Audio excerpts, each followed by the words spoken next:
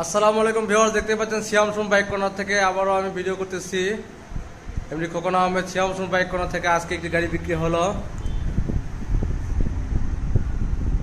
Blue কালারের 4B Apache RTR 4B blue colour.